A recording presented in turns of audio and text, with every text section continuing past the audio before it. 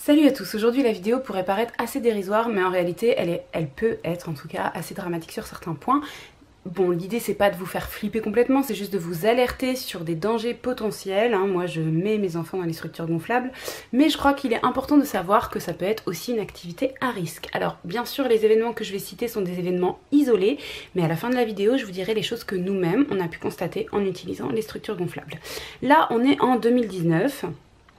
Faut remonter 2 ans en arrière pour commencer ma petite histoire. 2 ans en arrière à Paris, au niveau du 20e arrondissement, un toboggan gonflable s'est effondré pendant une fête de quartier. Il y a plusieurs enfants qui ont été transportés à l'hôpital sans que leur pronostic vital ait été engagé. L'année suivante, en 2018, en Angleterre, sur la plage de Gorleston, il y a une structure gonflable qui a carrément explosé. Donc bon, on suppose que c'est peut-être à cause de la chaleur, mais on ne sait pas exactement pourquoi. Il se trouve qu'il y avait une petite fille de 3 ans sur cette structure qui a volé en l'air à peu près 6 mètres de haut d'après les témoins et qui malheureusement est décédée puisqu'elle a fait un arrêt cardiaque et qu'ils n'ont pas pu la réanimer. Donc voilà, c'est quelque chose de très anecdotique qui n'arrive certes pas souvent, mais c'est arrivé en 2018. Et là cette année, en 2019, beaucoup plus près de chez nous puisque c'est en France, à côté de Besançon, une petite commune dans le Doubs qui s'appelle Orchamps-Veynes avait pour sa fête d'école, comme c'est souvent le cas, décidé de mettre une petite structure gonflable pour les enfants, voilà, qu'ils puissent s'amuser. Et il y a eu de nouveau un accident, encore d'un autre ordre et d'un ordre assez... moi quand j'ai lu ça je me suis dit est-ce que c'est une vraie info? Je trouve que c'est assez hallucinant puisque là pour le coup la structure gonflable s'est envolée. Il y a eu un coup de vent qui l'a déstabilisée, qui a fait qu'elle a rompu et qu'elle s'est envolée et au passage elle a blessé 11 enfants dont 2 gravement. Voilà, aucun n'est décédé mais quand même voilà, je pense que ça a dû être assez choquant et assez traumatisant pour toutes les personnes aux alentours et pour les enfants eux-mêmes. Donc c'est pas forcément anodin, bien sûr je rappelle que c'est vraiment voilà, une fois par an et pas toujours au même endroit, donc c'est vraiment très isolé, mais néanmoins quand ça vous arrive je pense que vous n'êtes pas content d'avoir été dans le faible pourcentage de risque. Alors à ceux qui pensent que de toute façon en prenant sa voiture on prend un risque, l'avion etc, bien sûr, mais on est conscient des risques, alors que sur les structures gonflables je pense que la plupart d'entre nous se disent que l'enfant est en toute sécurité. Moi c'est ce que je pensais avant de mettre mes enfants dessus, par exemple je me disais c'est super, s'ils tombent ils ne se font pas mal, voilà, la structure les fait rebondir et tout. Alors attention parce que ça dépend comment ils tombent. En fait s'ils se frottent sur le plastique, avec le frottement on peut se brûler.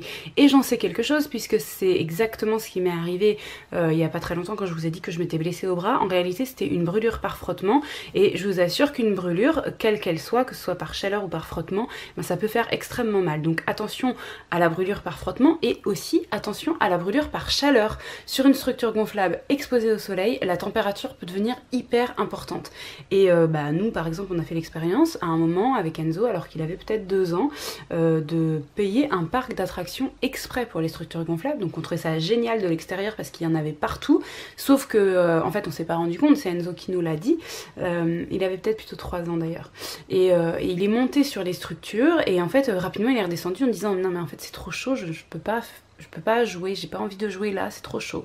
Et en fait on a posé nos mains, chose qu'on aurait dû faire avant si on l'avait su, et en fait c'était complètement brûlant. Donc attention aussi voilà, aux structures qui sont en plein soleil, ça devient complètement impraticable. Alors c'est pas valable pour celles qui fonctionnent avec de l'eau, vous savez des fois dans les campings ou quoi, il y a des trucs un peu mitigés, eau, structure gonflable etc. Bien sûr l'eau va refroidir la structure, mais pour les structures qui sont sèches, eh bien c'est pleinement valable et donc important que vous mettiez la main dessus avant de dire à votre enfant vas-y, parce que pour un peu que votre enfant fasse pas assez attention, peut-être que quand il vous dira qu'il avait trop chaud, ça sera trop tard, il sera déjà brûlé. Autre risque, c'est un risque aussi qu'on a constaté sur le tas, c'est que parfois en fonction de la solidité de la structure, il y a des endroits qui sont gonflés de manière un petit peu plus fragile. Voilà, c'est des points de jonction, c'est un peu moins gonflé. Si l'enfant s'appuie dessus, ça bascule. Alors, imaginez que d'autres enfants soient là, ce qui arrive souvent. Il est possible qu'un enfant fasse basculer quelque chose sur votre enfant. Et moi, ça me paraît pas impossible quand je vois les structures que je vois, qu'un enfant soit sous quelque chose et soit écrasé.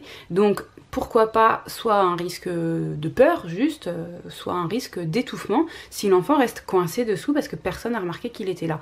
Bon, bien sûr c'est un cas tout à fait dramatique et peut-être que je me monte la tête, mais je serais pas surprise si un jour on nous annonçait que c'est arrivé. Donc attention, ayez toujours l'œil sur votre enfant, surtout s'il y en a beaucoup à côté. Attention aussi aux écarts d'âge.